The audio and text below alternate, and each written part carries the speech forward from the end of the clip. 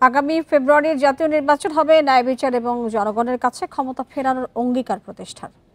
ইতালিতে world food ফোরামের উদ্বোধনী অনুষ্ঠানে এই কথা বলেন প্রধান উপদেষ্টা অধ্যাপক মোহাম্মদ ইউনূস।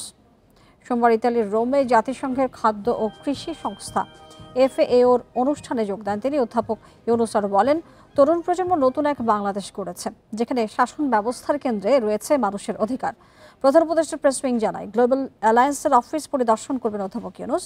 পরে ব্রাজিলের প্রেসিডেন্ট লুইজ ইনাসিও লুলা দা সিলভার সঙ্গে তার বৈঠকের কথা রয়েছে। এছাড়া রোমের মেয়র রবার্তো গুয়ালতিয়েরি এবং জিবুতির প্রধানমন্ত্রীর সঙ্গে বৈঠক করবেন ডক্টর মোহাম্মদ ইউনূস। এছাড়া FAOর মহাপরিচালক doctor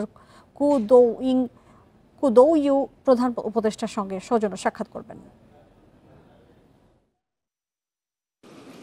In coming February, we'll hold our national election. ফেব্রুয়ারিতে জাতীয় নির্বাচন হবে, যা হবে ন্যায় বিচার ও জনগণের ক্ষমতায়নের প্রতি আমাদের অঙ্গীকারের প্রাতিষ্ঠানিক রূপ।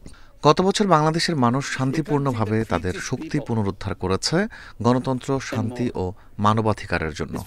এই আন্দোলনের নেতৃত্বে ছিল তরুণ প্রজন্ম। We are among the world's top producers of rice.